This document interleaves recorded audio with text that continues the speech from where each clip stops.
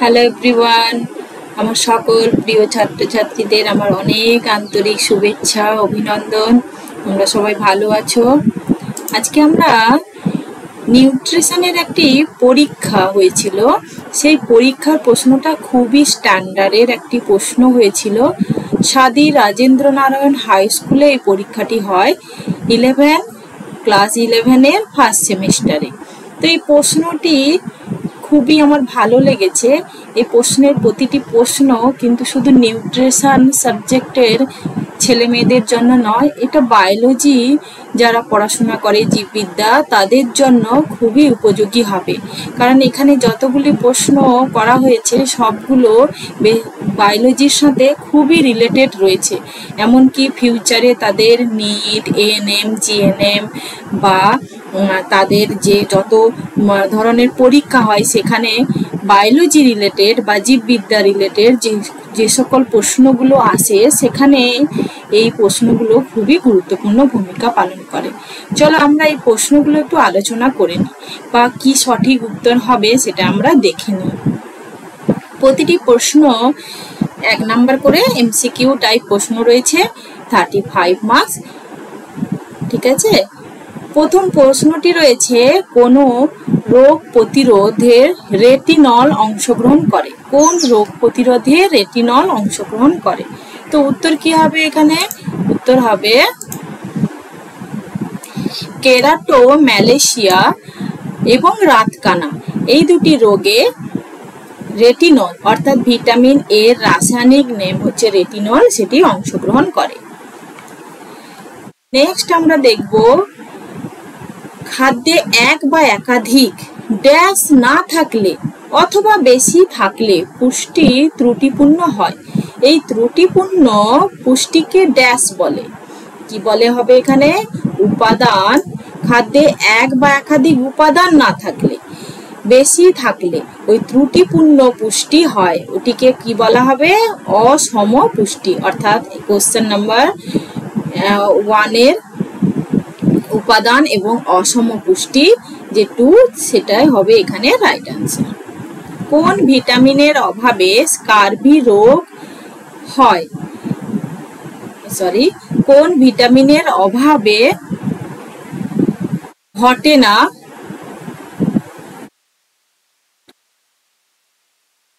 আচ্ছা, কোন রোগটি ভিটামিনের অভাবে ঘটে না? তাই এটি প্রশ্ন হচ্ছে, কোন রোগটি ভিটামিনের অভাবে ঘটে না? তো হচ্ছে কি, টিটেনি ভিটামিনের অভাবে হয় না, বাকি রিকেট, স্কারবি বা অ্যানিমিয়া এগুলো সব ভিটামিনের অভাবে হয়ে থাকে। প্রাণীর পুষ্টির প্রথম পর্যায়ে পরিপাক ও শেষ পর্যায়ে বহিষ্করণ ঘটে। এই উক্তি, এগুলো সব বিবৃতিমূলক প্রশ্ন। এখানে দুটি বিবৃতি দেওয়া হয়েছে, কোনটি সঠিক বা কোনটি মিথ্যে বা দুটোই কি সঠিক এটা তোমাদের ব্যাখ্যা করতে হবে। প্রাণী পুষ্টির প্রথম পর্যায় পরিপাক ও শেষ পর্যায় বহিষ্করণ ঘটে, উক্তিটি ঠিক। প্রাণী পুষ্টিকে হলোফাইটিক পুষ্টিও বলে, উক্তিটি ঠিক। তো এখানে প্রথম পর্যায়ে পরিপাক, শেষ পর্যায়ের বহিষ্করণ ঘটে প্রাণী পুষ্টির, এই কথাটি ঠিক নয়, এই উক্তিটি একটু ভুল রয়েছে। কিন্তু হলোফাইটিক পুষ্টি প্রাণী দেহের হয়, এই কথাটি সত্য। এখানে দুটি জোড় সংখ্যা রয়েছে, জোড় কথা রয়েছে, তার মধ্যে কোন জোড়টি সঠিক নয়? খাদ্যের শারীরিক বৃত্তীয় কাজ, দেহের বৃদ্ধি ও ক্ষয় পূরণ করা। খাদ্যের সামাজিক কাজ, পারিবারিক বন্ধন সুদৃঢ় করা। খাদ্যের মনস্তাত্ত্বিক কাজ, সন্তোষ ও তৃপ্তি, আত্মতৃপ্তি লাভ।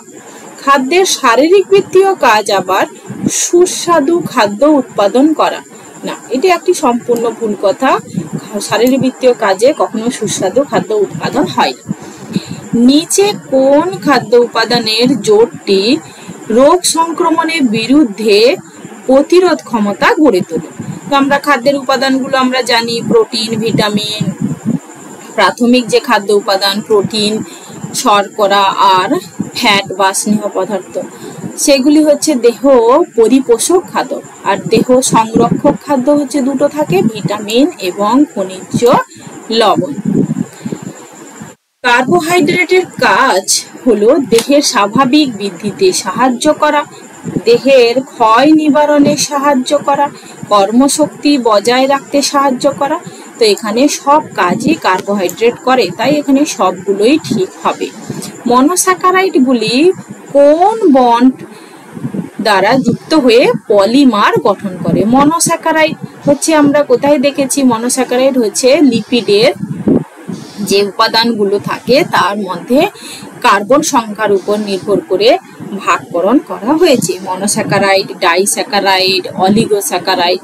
তো এখানে কোন বন্ধন আছে? এটা হচ্ছে গ্লাইকোসাইডিক বন্ধন।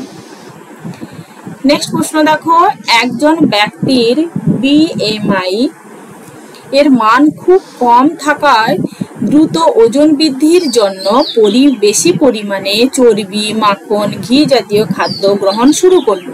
কিছুদিন পর ওজন কাঙ্ক্ষিত মানে পৌঁছালেও হৃৎপিণ্ডের সমস্যায় ভুগতে শুরু করলেন। এর সম্ভাব্য কারণ কি হতে পারে? ঘি, মাখন, চর্বি, ফ্যাট জাতীয় খাদ্য বেশি খেয়েছে, যার কারণে কেবলমাত্র খাদ্য গ্রহণ করায় শরীরচর্চা ঘাটতি সরাসরি হৃৎপিণ্ডের উপর প্রভাব বিস্তার করেছে। এটা খানিকটা হলেও সত্য, কিন্তু আমরা বাকি অপশন দেখি। ওজন বৃদ্ধি পাওয়ায় হৃৎপিণ্ডের ওপর কাজের চাপ বৃদ্ধি পায়, হৃৎপিণ্ডের গোলযোগ শুরু ঘটে, এটাও খানিকটা সত্য। বিএমআই মান নির্ণয় ত্রুটি ছিল, এটা একদম ভুল কথা। গৃহীত ফ্যাট জাতীয় খাদ্য রক্তে কোলেস্টেরলের মাত্রা বৃদ্ধি করে এবং করোনারি ধমনী আক্রান্ত হয়ে হৃৎপিণ্ডের গোলযোগ ঘটে। তাহলে এখানে 4 নম্বর যে অপশন রয়েছে, অপশন ডি, এটাই হবে right answer. Dietary survey method দ্বারা পুষ্টিমূল্য নির্ণয়ের সঠিক পর্যায়গুলো কি হবে? লগ বুক পদ্ধতি, প্রশ্নসূচক পদ্ধতি, খাদ্য বিশ্লেষণ পদ্ধতি, সাক্ষাৎকার পদ্ধতি। তো এখানে প্রথম কি হবে না, আমরা ডায়েটরি সার্ভে মেথড করতে চলেছি, তাহলে আমরা প্রথমে সাক্ষাৎকার নেব। তাই সাক্ষাৎকারে আমরা কি করব? তাকে প্রশ্ন করব, তাই 2 নম্বরে প্রশ্ন। তারপর প্রশ্ন করার পরে আমরা সেই প্রশ্নগুলোকে লগ বুক পদ্ধতিতে আমরা সেগুলো লিপিবদ্ধ করব। তারপর আমরা তার খাদ্য বিশ্লেষণ পদ্ধতি দেখব। তাই অপশন সি হবে এখানে রাইট। ফিনোডার্মা হলো ত্বকের রোগ। বিটল স্পট একটি ত্বকের রোগ। চিলোসিস একটি জিভের রোগ। স্কারবি একটি নার্ভ রোগ। তো এগুলির মধ্যে কোনটি ট্রু এবং কোনটি ফলস তোমাদের বলতে বলা হয়েছে। ফিনোডার্মা হলো ত্বকের রোগ, একদম ঠিক কথা। বিটল স্পট একটি ত্বকের রোগ, না, এটা ভুল কথা। চিলোসিস একটি জিভের রোগ, এটাও ভুল কথা। স্কারবি একটি নার্ভ রোগ, এটাও ভুল কথা। তাহলে একটি হচ্ছে এখানে আনসার। স্তম্ভ মেলাও। জৈব রাসায়নিক মূল্যায়ন, খাদ্য নিরীক্ষা, ডাক্তারি মূল্যায়ন, অঙ্গের পরিমাণ বৃদ্ধি। এদিকে বলা হচ্ছে বিএমআই, মাড়ি দিয়ে রক্তক্ষরণ, রন্ধিত খাদ্যের পরিমাণ, রক্তে গ্লুকোজের মান বেশি। তো এখানে কি হবে? জৈব রাসায়নিক মূল্যায়ন, এটা হচ্ছে কি রক্তের গ্লুকোজের পরিমাণ বেশি। খাদ্য নিরীক্ষা, এটা হবে কি রন্ধিত খাদ্যের পরিমাণ। ডাক্তারি মূল্যায়ন কি হবে? ডাক্তারি মূল্যায়ন হবে মাড়ি দিয়ে রক্তক্ষরণ। অঙ্গের পরিমাপ পদ্ধতি হবে বিএমআই। তাহলে এখানে আমরা এটা দেখবো রাইট আনসার। পিইআর সম্পূর্ণ নাম হলো protein ratio energy ratio. Linoleic অ্যাসিডের উৎকৃষ্ট উৎস হলো কি হবে? সূর্যমুখী তেল। উক্ত আর যুক্তি অর্থাৎ অ্যাসারশন আর এটা হচ্ছে রিজিওনিং। আর অতিরিক্ত PUFA poly unsaturated fatty acid ব্যবহার শরীরের পক্ষে ক্ষতিকর। পুফাতে একটি মাত্র দ্বিযোজী ও বা ত্রিযোজী বন্ধন উপস্থিত থাকে। তো এই হচ্ছে উক্তি সঠিক কিন্তু যুক্তি ভুল, অর্থাৎ একে অপরের দুটোই সত্যি কথা কিন্তু হচ্ছে একে অপরকে সাপোর্ট করছে না। তাই এখানে উক্তিটি সঠিক এখানে উক্তিটি সঠিক, অর্থাৎ এইটা হবে ঠিক আর এটা হবে যুক্তিটি হচ্ছে ভুল কথা। দ্বিযোজী ও ত্রিযোজী বন্ধন উপস্থিত থাকে না। পিইএম এর অন্তর্গত রোগ হলো, কি হবে পিইএম অন্তর্গত রোগ কি? এটা হচ্ছে কি কোয়াশিও মারাকর আর ম্যারাসমার। এই দুটি হচ্ছে প্রোটিনের ডেফিসিয়েন্সি বা অতিরিক্ত প্রোটিন শরীরে হলে সেই দুটি রোগ। নিচে বিবৃতিগুলির মধ্যে সত্য মিথ্যা নির্বাচন করো। বিবৃতি 1-এ কি বলা হচ্ছে? অ্যামাইনো অ্যাসিড হলো প্রোটিনের গঠনগত কার্যগত একক, একদম ঠিক। অ্যামাইনো অ্যাসিডগুলি পেপটাইড বন্ধনীর মাধ্যমে যুক্ত হয়ে প্রোটিন তৈরি করে, একদম ঠিক। অ্যামাইনো অ্যাসিডের অ্যামাইনো মূলক বা কার্বোস্কিল মূলক থাকে। অ্যামাইনো অ্যাসিড মূলকটি হলো আম্লিক এবং কার্বোস্কিল মূলকটি হলো ক্ষারীয়। না, এটা একটি ভুল রয়েছে, এটা হচ্ছে ভুল, তাই অপশনটা এখানে হবে এইটা মিথ্যা, বাকি তিনটে হচ্ছে সত্য। অন্ত্রে ল্যাকটোজের সন্ধান ক্রিয়ায় ড্যাশ ব্যাকটেরিয়া কাজ করে। ল্যাকটোজের সন্ধান ক্রিয়ায় ল্যাক্টোব্যাসিলাস কাজ করে। প্রদত্ত বাক্যগুলি সঠিক সজ্জা বিন্যাস নির্বাচন করো। কি বলা হচ্ছে? কার্বোহাইড্রেটের আধিক্য, উচ্চ রক্তচাপ ও হৃদরোগ, স্থূলতা, চর্বি সংশ্লেষণ ও মেদ কণায় চর্বি সঞ্চিত হয়। তো এখানে আমরা কি দেখব না, এখানে আমরা দেখব কার্বোহাইড্রেট বেশি হলে তখনই চর্বিগুলো জমা হবে। কার্বোহাইড্রেটের আধিক্য এবং চর্বি সংশ্লেষণ এবং মেদ কণায় সঞ্চয়ন বৃদ্ধি পাবে, তারপর উচ্চচাপ বৃদ্ধি পাবে এবং স্থূলতা হবে। এখানে বি হবে অপশন। প্রোটিনের পুষ্টিমূল্য নির্ভর করে ড্যাশ এবং ড্যাশের উপর।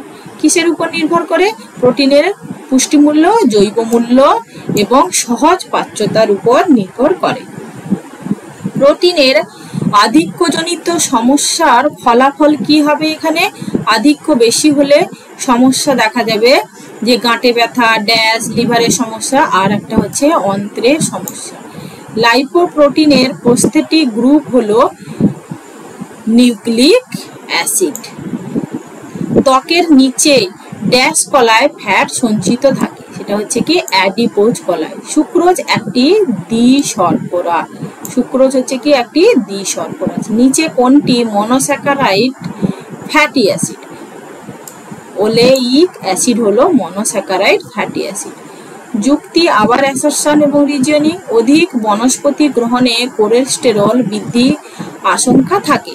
বনস্পতি আসলে অসম্পৃক্ত ফ্যাটি অ্যাসিড সমৃদ্ধ। তো এখানে কি দেখবো? উক্তিটি হচ্ছে আমাদের সঠিক, কিন্তু যুক্তিটি হচ্ছে কি ভুল। ঠিক আছে, তাই অপশন সি হবে এখানে আনসার। কোনটি পুষ্টিবিজ্ঞানে আলোচ্য বিষয় নয়? হ্যাঁ, বাজারে খাদ্যের বাজার মূল্য, এটা হচ্ছে পুষ্টিবিজ্ঞানের আলোচ্য বিষয় নয়। সর্বাধিক ট্রান্সফার ফ্যাট পাওয়া যায় কোথায়? না, আমাদের যত প্যাকেট জাতীয় খাদ্য আছে, পটেটো চিপস, সেখানে পাওয়া যায়। এখানে আমরা দেখব প্রথম শ্রেণী প্রোটিন, দ্বিতীয় শ্রেণী প্রোটিন, তৃতীয় শ্রেণী প্রোটিন এবং রেফারেন্স প্রোটিন কোনগুলো। তো এখানে প্রথম শ্রেণীর যে প্রোটিন সেটা হবে কোনটা? সেটা হবে মাংস। দ্বিতীয় শ্রেণীর প্রোটিন কি হবে? দ্বিতীয় শ্রেণীর প্রোটিন ডাল।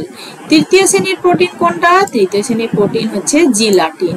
রেফারেন্স প্রোটিন কোনটা হবে? রেফারেন্স প্রোটিন ডিমের প্রোটিন। তো এখানে অপশন একটু ভুল দেওয়া ছিল, তো এটা হবে সঠিক আনসার। একটি 32 বছরে প্রসূতি নারীর দেহে এই উপসর্গগুলি বর্তমান: ত্বক শুষ্ক, গুটিযুক্ত, দুগ্ধক্ষরণ হ্রাস। মহিলাটি কি অবস্থা রয়েছে? মহিলাটিতে প্রোটিনের অভাব রয়েছে। সঠিক মাত্রায় শর্করা গ্রহণ করলে কোন রোগ প্রতিরোধ করা যায়? কোন রোগ প্রতিরোধ করা যায়? কিটোসিস। প্রোটিনের তীব্র অভাব। একটি 2 বছরের শিশুর পেট ও পায়ের পাতা ফুলেছে। শিশুটি কোন রোগে আক্রান্ত? তো শিশুটি প্রোটিনের অভাবে হয় ম্যারাসমাস রোগ। কোন ক্যালোরিওজেনিক খাদ্যের তাপন মূল্য সব থেকে বেশি? অর্থাৎ কোন খাদ্য জারণে বেশি শক্তি উৎপন্ন হয়? সেটা হচ্ছে লিপিড। 9.1। কত হয়? 9.1। 1 kilo calorie. Kilo calorie kilo calorie. ভুল জোটটি চিহ্নিত করো। ভিটামিন ডি রিকেট, ঠিক কথা। ভিটামিন সি স্কারবি, একদম ঠিক। ভিটামিন বি12 অ্যানিমিয়া, কিন্তু ভিটামিন এ চিলাইটিস, এটা হবে না। অ্যামাইনো অ্যাসিডের উপস্থিত মূলক দুটি হলো কি? অ্যামাইনো আর কার্বক্সিল মূলক। এটুকুই ছিল তোমাদের আজকের আলোচ্য বিষয়। সকলকে অসংখ্য ধন্যবাদ। ভিডিওটি দেখার পর ভিডিওটি লাইক শেয়ার অবশ্যই করবে এবং চ্যানেলটি সাবস্ক্রাইব করবে। Thank you everyone.